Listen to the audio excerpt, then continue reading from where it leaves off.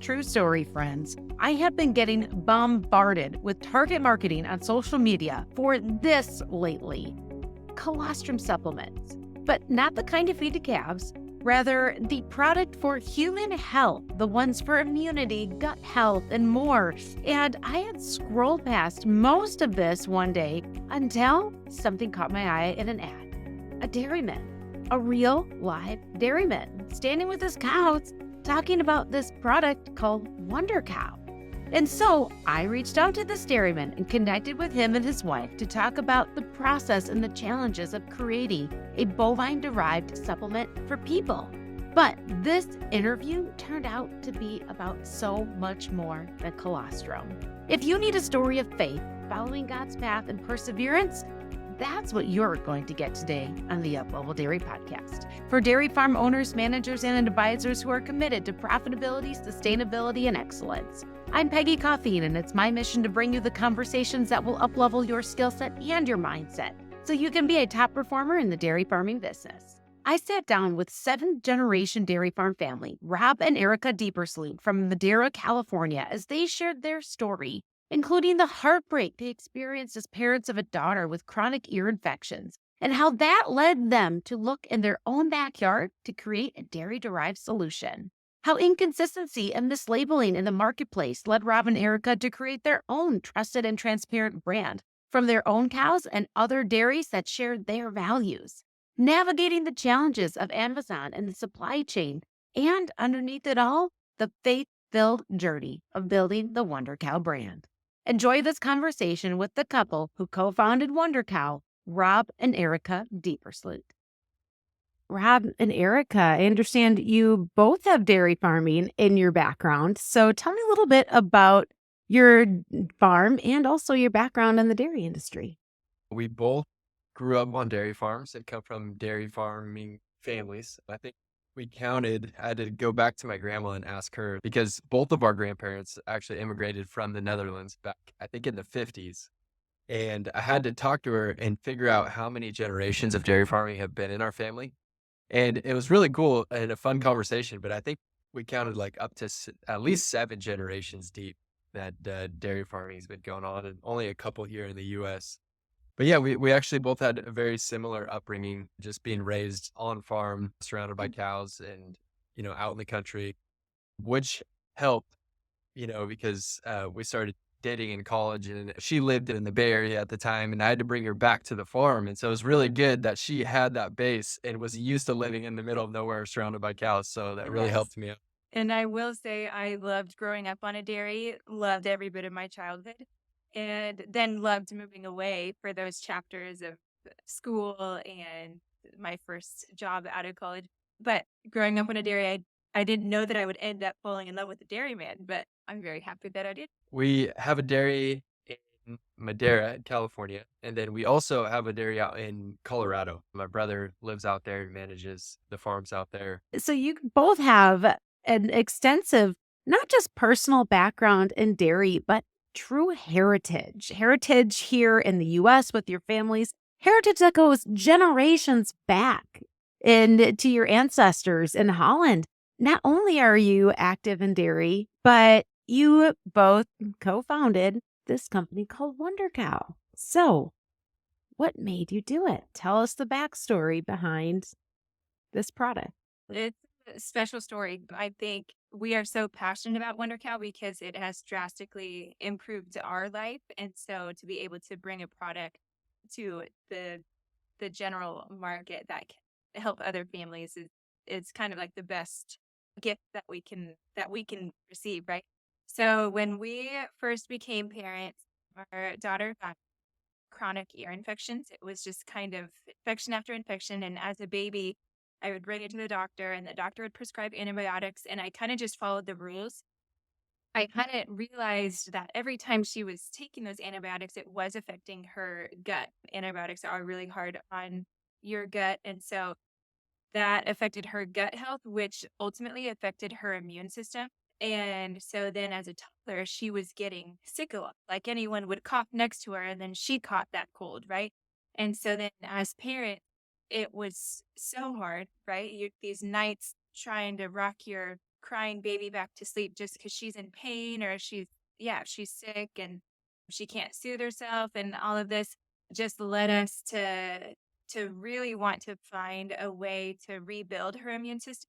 And with Rob's dairy background, specifically his work, he had studied the benefits of colostrum and how beneficial that is and how necessary for newborn calves, that we just found the answer that could rebuild our daughter's health just kind of in our backyard, right? Let's just try bovine colostrum, so cow colostrum, for our daughters and see if that can help rebuild her gut health and then essentially her immune system. And we have seen a drastic improvement. I will say she has not missed a day of school yet because from being sick, and that's just phenomenal to us. We're really thankful for that, and it's amazing to be able to bring it to the rest of the country. So you became parents. You have this little girl a few years back and chronic ear infections, bout after bout of antibiotics. And you could see it and you could feel not just her pain and exhaustion, but that becomes pain and exhaustion for parents too, to have to, be with your child when you know that they're in pain and when their health isn't optimal. And that's really, really hard. And so at that point, as you said, Rob's background in dairy and obviously your knowledge of it too opened up this insights to the benefits of colostrum. And Rob, you know a thing or two about colostrum. So just share the insights into your background specifically and this passion area for you of colostrum as it relates to your dairy. And then we'll get into as it relates to your own daughter.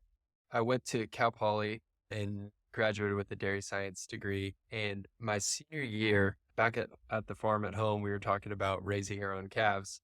And my brother at the time was already kind of running the dairy. And so I kind of felt like that was going to be my thing. When I come back to the farm, I love calves and learning more about them and the nutrition side of it and the colostrum side of it. And so I actually did my senior project on colostrum and its impact on calves.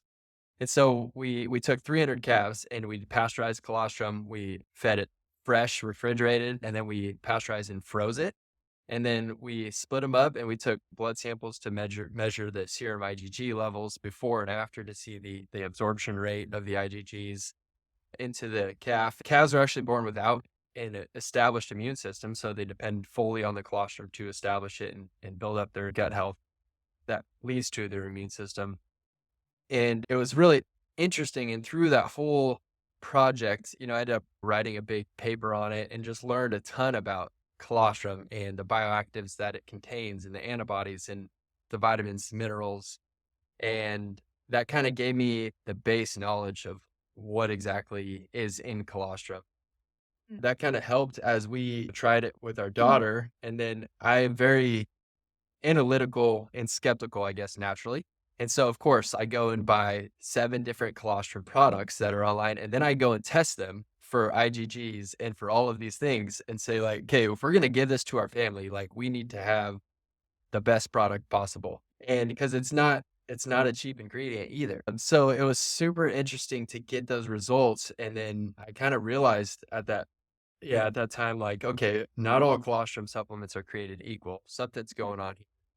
And that's kind of when we got the idea of, okay, well, we live on a farm, we produce a lot of colostrum, and why don't we, build a brand and take this to market? I guess growing up too, I've always wanted to sell our own dairy product, and I never knew what that looked like, but that was always kind of inside of me. And I think that kind of helped launch this whole business idea. So after we have this calf first promise that every calf gets what she needs first, but then that excess colostrum is then harvested and then processed, pasteurized, powderized. And then what WonderCow colostrum is pure bovine colostrum in a powderized form that you can scoop in your water, make a smoothie out of it, sprinkle it on your yogurt. It's really versatile, and then kids and adults can benefit a lot from. I want to go back to something that Rob had mentioned about your research when you started looking at colostrum products for your daughter to bring into your house, to bring into your family. And you mentioned that you tested products on the marketplace. And so what did you find when you started testing these? And was it like send them to the DHIA lab, but then you would your other samples? Tell me a little bit more about that testing phase, how it worked and what you found out. We have a lab on farm. We do a lot of feed testing and milk sampling. And so we were connected already with a really good, reputable lab who does commercialized testing for a lot of different dairy businesses. And I had used that for my calf project as well back in the day. So I had those relationships already. When you did this project, this research project investigation into colostrum supplements that you could purchase off Amazon, buy off a store shelf, and then what you found was some pretty strong inconsistency in what was being marketed, how it was being marketed, and probably a lot of confusion because at the end of the day, most people are not as adept in colostrum as you are, Rob. The normal, even dairy producer, let alone consumer, that may not have the level of knowledge that you have for colostrum. So here you were doing this research project, and you're uncovering some major inconsistencies. And so, did that strike a little bit of even like anger for the way that products like this were marketed to people? A little bit. And I kind of like, once we had the idea of like, let's market this ourselves, I kind of found an opportunity like, okay, this can be quality is one of our pillars that we're going to stand on. Like, no matter what, whatever products we come out with, like, it's going to be the best quality that we can find. And it's because that's what we want to give to our family. But also transparency was a big one, because some companies that have proprietary blends and they won't tell you everything that's in there. Some will put sunflower or soy, lecithin to make it more soluble, but then they'll leave that out, like They walked because out. because it's proprietary blend. And that was one thing we wanted to from the start is not add these additives, even though it makes it convenient. Like maybe it makes it a little bit better. We still wanted just the purest form of colostrum that we can find. We'll get some reviews every once in a while about people like, hey, this kind of doesn't mix that well. And that's just something that we chose. We didn't want any additives. Yeah. Yeah. But another interesting one is this whole grass-fed conversation too.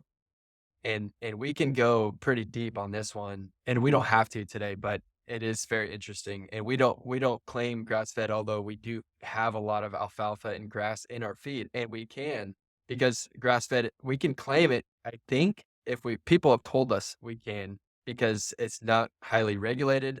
The FDA doesn't regulate it, but we chose not to because I don't believe like when you put grass fed on a bottle, people assume that it's pasture raised and finished, in which it's not. That's So true. Yeah. yeah. I will say, being in the supplement industry, there's a few different standards because it's not FDA regulated. So some of these other companies are getting away with some of these claims and kind of taking advantage of the fact that it's FDA regulated. Whereas we just have always felt firmly like this is a company built on integrity. We want to be honest and we want our customers to be able to trust us. And so that's why we've Yeah. But I'm also careful on this subject because we don't want to put other companies down. We want to just uplift everyone who's in this colostrum space, honestly. But the truth is, there's not enough cows in the U.S. that are grass-fed, grass-finished to even have grass-fed colostrum to have enough to sell it. Or same with organic. You won't see organic colostrum on the market either because there's just not enough cows. And an organic grass-fed cow will produce 30% of what a conventional cow will produce. So even on the cow level, they just don't produce a lot. It's just not regulated, and there's not a standard identity for grass fed, I guess. And so as long as you feed grass in your diet, like a lot of people say, you can call it grass fed. But as a dairy farmer, like I know when people see grass fed and think grass fed, they're assuming that it's pasture raised and finished. Yeah, absolutely. So you uncovered in your research not just of the inclusions and ingredients, but even the labeling, a lot of inconsistency and even questionable marketing of what was out there. And then you, as you said before, Erica, you're like, look in the backyard and like, we've got it. We've got it right here. And you know what you are able to procure from your farm. You know how it's produced. You have your standards, you have your integrity, you have your quality. So there's a vision here. It was a vision to solve your own problem and to do it with your own resources. What's that journey been like to take that vision and make that a reality? It seems way too cliche to say like a dream come true, but it was very funny. We were just talking about when he was a senior in college, like him writing out his goals, and his 10-year goal was to bring a product to the world, right? And so to me, it's amazing that he made that happen, but also that it's a product that's so good for you. Like, I love knowing that we're able to help families, and we didn't really mention this, and maybe everyone already knows, but 80% of your immune system is in your gut. And so you're taking this supplement that helps your gut health, but that's essentially helping every other system in your body work better together. And so that's affecting your overall wellness so much. And whether you're a 5-year old who used to get sick all the time, or an older person dealing with some inflammation, like, there's just a lot of benefits that this can bring, and it really is an amazing thing. And one thing I'd say on top of that is like we have really like having everything happen with our daughter and learning about colostrum and like seeing the impact on it. We've really learned a lot about gut health in general. And I would say too, colostrum is just it's a tool that can help you. But we've learned like there is so much more too to your gut health. And a lot of that is your diet, foods that you eat. And it's just been fun learning a lot about that as well. But just wanted to make sure like that people don't look at colostrum like, oh, this is gonna save me and this is gonna fix everything. And it definitely is a tool that can help. But also focusing on your diet and what you put in your body makes a huge difference too. Well, especially considering how we often use it added to our girls' smoothies, but they drink a green smoothie with a couple handfuls of spinach and berries, and that in itself is phenomenal for them, right? And then it has their colostrum in it also. Yeah. But it's been a really fun journey. And to be able to get to work together is super fun. I've always known he's a great leader, great business mind, but then to be on meetings together where I get to just experience it firsthand, it's really fun to get to work together. There are a lot of producers out there that are looking for ways to do what you've done. And so, what were some of the first basic steps that you took to actually take all of the groundwork that you had laid and turn that into a brand? Yeah, I mean, the first thing we did was a lot of like market research just to make sure that there are people out there that would buy this. We kind of wanted to gauge where this colostrum industry was.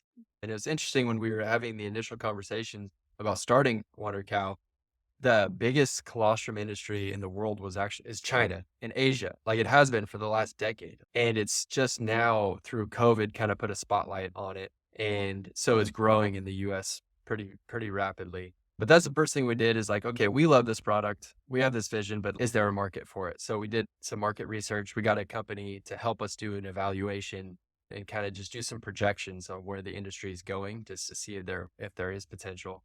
And then once we saw that there was potential, then we kind of got a hold of a company to help us design our logo and kind of build our brand. There's a lot of companies out there that can help you do this, but it's like you got to find what your voice is going to be like. Who are you going to, who is your audience? And we just kind of like step by step, just building the brick wall. And eventually we were able to start seeing something in front of us, which was really cool. I will say that I originally pictured us selling something in cute little jars that we would hand deliver at farmers markets, which also would have been amazing. But he tends to dream big. And when he had the opportunity to, let's go with Amazon because that just extends our reach by so much, he just had a way bigger picture. And it really is an amazing thing. So that brought us, I guess, to Amazon. And I think what was fun about it is kind of finding people to work with too that would help us. So like there were some agencies along the way and then some people that we brought on board that were experts in specific areas. And they just kind of like each one of those people that you add just kind of takes it to another level. And it's just cool to be a part of that too. Yeah. So kind of like managing a dairy, right? Where you have your people that specialize in this area and in that area. You built out your specializations in the building of the brand and marketing and bringing that to fruition. Did you always from the beginning know that it would be called Wonder Cow? Or where did that name come from? No, so I think WonderCow probably took a year and a half before we landed on that. And it feels like it's a God thing that it was not taken before. Like, I will never forget the first time he said it to me. It just flowed and felt so smooth and easy. Like, oh, this has to already be a brand, right? And this is something like I had a big whiteboard with all these names on it. And every day I would add some and take some off. And then I would pray about it. And we did a lot of praying, just seeking like God's guidance too. Where does he want to take this? And I feel like the name is such a big deal that you Mhm. really, yeah, Mhm. really have to be sure about it. And I remember I was literally laying in bed and a light bulb went off like Wonder Cow. And I didn't get too excited because I've had it a couple times where the light bulb goes off and I was like, that's it. And then I hop online and it's taken. That happens so many times, actually. It has to be so original that someone doesn't have it trademarked already. And so whenever I talked to our attorney and he said, no, it's not taken. I think Instagram was taken. There was some like social media is taken that we had to go get, like we had to pay for. We had to hire a company to see if they can acquire it. Find the random person whose Yes. Instagram name was WonderCow. Yeah, so that was like a year and alone. Uh-huh. Like once we found WonderCow and we trademarked it, and then we have to go find like, okay, the URL was taken. WonderCow.com was taken. We had to go find it and buy it. So Yeah. it just was a process. How ironic that even though it was at first brush, it may have been taken, it was still attainable.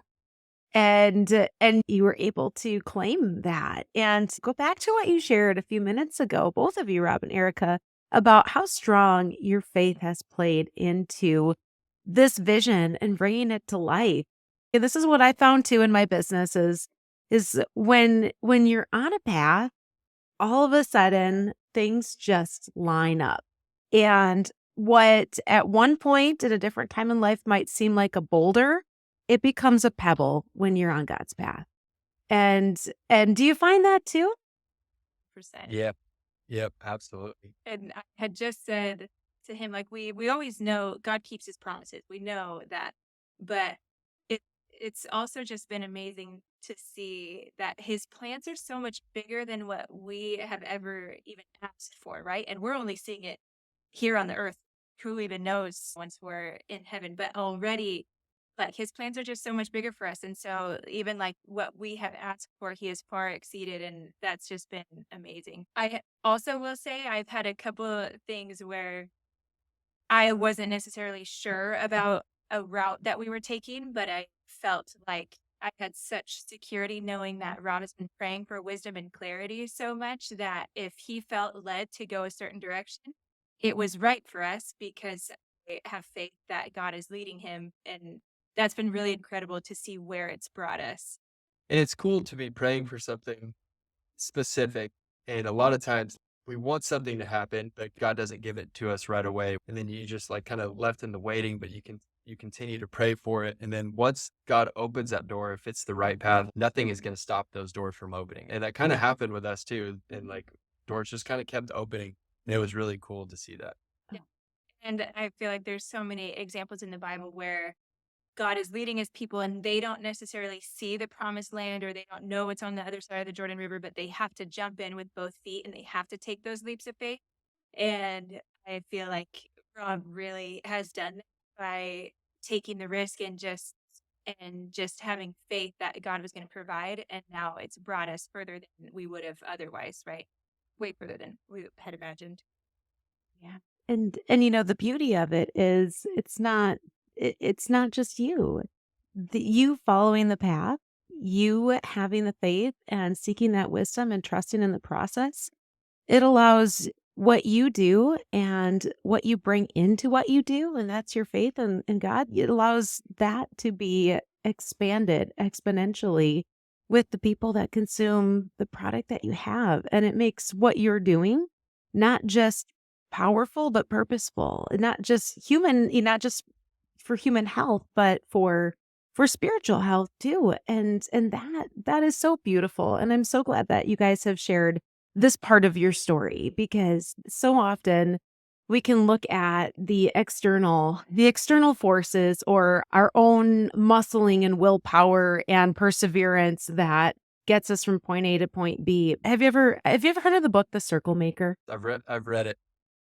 Yeah, it's great. It's one of my favorites. And your story that you shared, it reminds me a lot of that book, of when you have that vision for something big, a small vision doesn't allow us to let God do the big things, right? Like, your big vision allows him to show up and show off. And it's not just for you, it's for the rest of us. And I really believe that we're here having this conversation because this is part of both of our purposes, and being able to serve and to spread that message, and to give back to a kingdom, not just a conversation today. So I love this. Thank you. The things that we don't expect to always talk about, but this is a space where these conversations are so much of the heart and the purpose of why I do what I do. And I'm so thankful that you've shared this part of your own business and your own journey. So go back to what we were talking about before with the challenges that you ran into along the way. And in the beginning, it was even just finding that right name that you could get a hold of, and get the URL and get the social handles, and the path opened up for WonderCow to be that. And so I'm sure there were other challenges that came up along the way as well. What else did you run into in taking this vision and bringing it into reality? I think we had shifted quite a bit, because a couple of years ago, Ron maybe would have said that his dream was to bring a fluid colostrum product for people to drink. And when we started researching that, and he was in the lab all the time trying to develop a product, it was really hard to maintain all the bioactive compounds that are so good for us in colostrum. It was hard to maintain that while also giving it some sort of shelf life, right? Like somehow pasteurizing or making it safe. And so he started in one direction, and then when it seemed that door wasn't going to be super feasible at this point, then he kind of shifted of, what if we did it powder, and then people can add it to their smoothies or their yogurt or their juice. Yeah. So that was one way that we shifted. Yeah, that's true. The shelf life is really hard. If you're dealing, with 21 days, it makes it really hard. So that's part of the reason we're still working on the beverage, actually. Yeah, stay tuned. Yeah. We're working. We got a hold of a good technology, and we're super excited about it. But Yeah. it's just another process Yeah, that's gonna take some time. literally.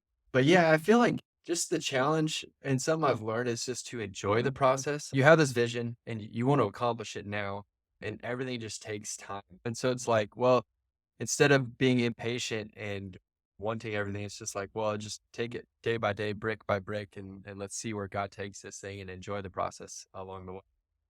And some of our little things too, because we had it before where we had ordered X amount for our first month, and then within our first month, we were selling a little bit more than what we had anticipated. And all of a sudden, we're looking at our inventory, and it takes however many weeks to get Yeah. new product. So then now we sold out, right? And that was just an unexpected I'll- challenge. I would say Amazon. Okay, we can dive into Amazon. There's a lot Sure. of challenges there. So Yeah, dig into Amazon, because I think, again, I think other people will be really interested to know the inner workings of what it's like to get a product on there.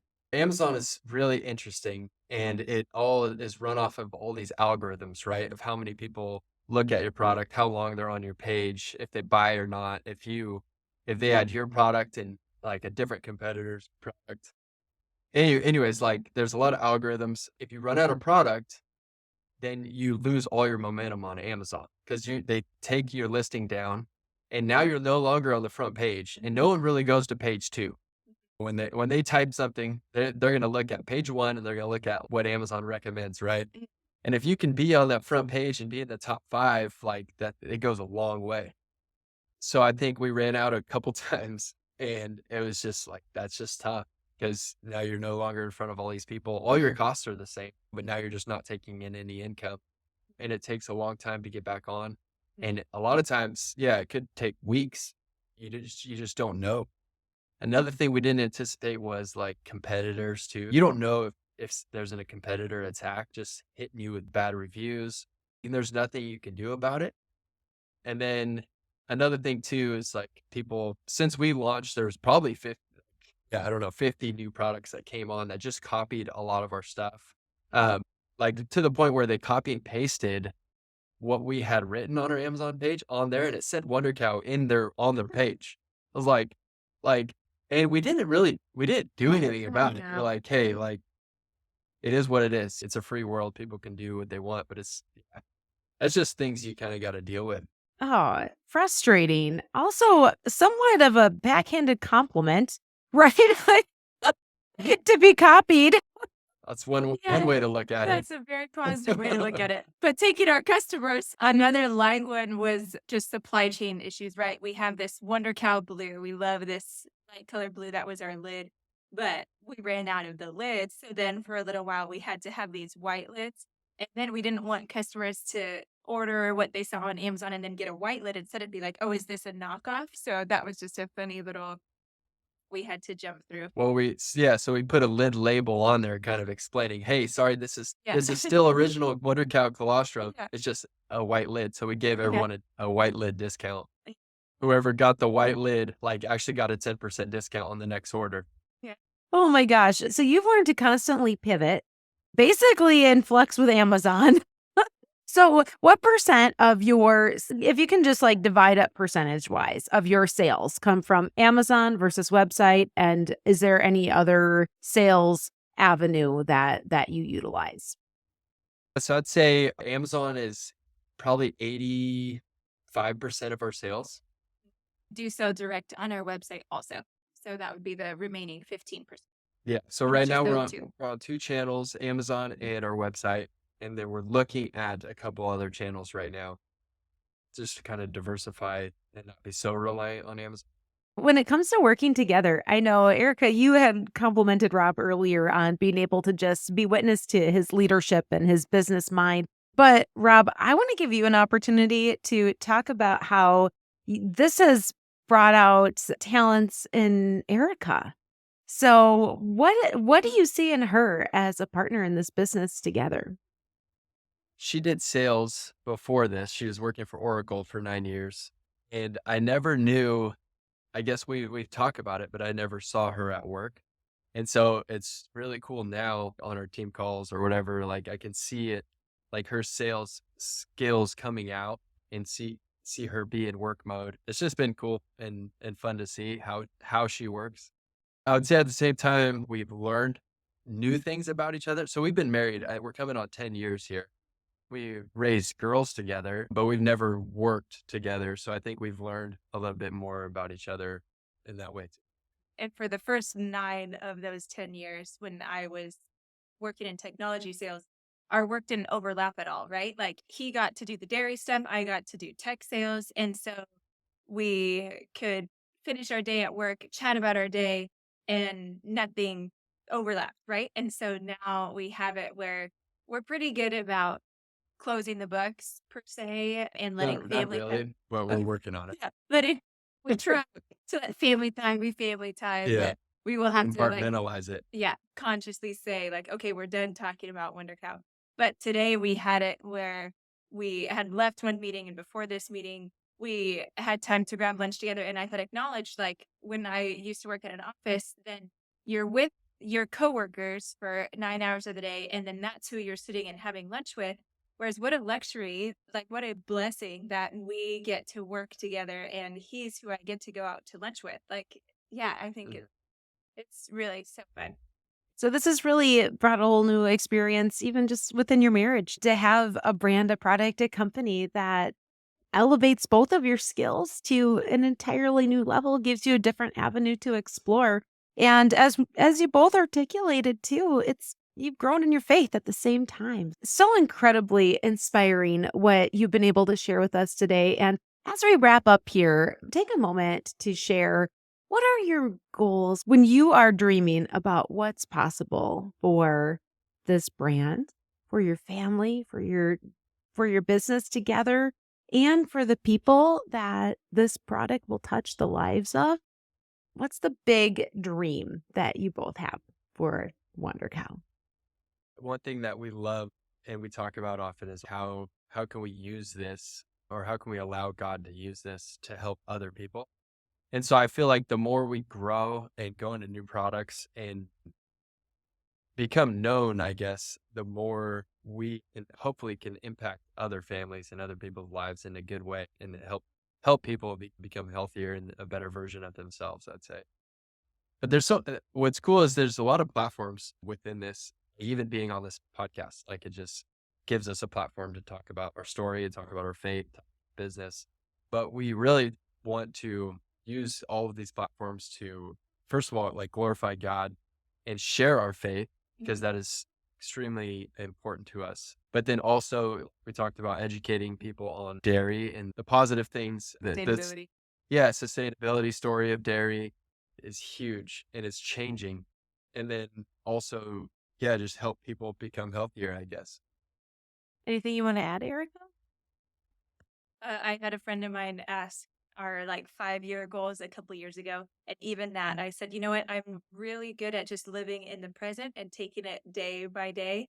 And so whatever he feels led to do is what I will follow. But I will say, the more families and lives that we can improve, the better, right? And the fact that this company gets to bring people a lot more health and wellness than they had before really is amazing. So that's the dream. And I feel like we're getting our feet under us right now. We're still very much a startup. And I feel like once we're an established company, then one thing we talk about a lot is like, okay, now how do we get back? And how do we develop a product that we can, I don't know, to kids to help with nutrition or help feed families. And so once our feet are under us, like, that's where we're going next. Like, that's where our eyes are going. Yeah. How can you give back? I love that. So I'm sure that there are some of our friends that are listening to this story, and not just the story, but learning also about WonderCow and the benefits of colostrum. And they're probably wondering, how can they get it in their hands and in their cupboards and into their smoothies? And also, where can they follow and find you and your story and follow along on this journey as it continues to move forward? So fill us in. I would say number one place would be our website, just www.wondercow.com, and then Amazon as well. And we actually have 2 products coming out this month, so we're pretty excited about the launch of those. Our Instagram is a fun way to stay in the know, and that's just at WonderCow. You can subscribe on our website as well, and then you can get email updates or text message updates as well, if you want. Excellent. So great places that we can find and follow to get products, like I said, so we can try out WonderCow, the colostrum supplement, also the new products that you just alluded to that are coming on the market, and continue to be advocates within the industry for people like you, Rob and Erica, that are doing the thing, that are dreaming big, making it happen, and doing it with an incredible sense of faith and purpose. Thank you so much for sharing your story on the Uplevel Dairy podcast. Thank you very much for having us, Peggy. It was such an honor and lots of fun. Well, friends, I hope this conversation with Rob and Erica, co-founders of WonderCow, has left you also renewed in your faith and in your purpose and God's plan for you today. What I took away from this story was not only the business and the branding side of WonderCow, but underneath that, the integrity of their brand, the ingenuity of a family that went out and found their own solution to a problem with the resources that they had right within their reach, and the power of writing down goals. Just as Rob talked about having written down the goal of having another way to market their product 10 years ago, now that goal, that dream is reality. And the solid faith and trust of this couple as they continue on the path to share health, wealth, and goodness through the WonderCow brand. This is Peggy Coffee, and thank you for listening to the Uplevel Dairy Podcast.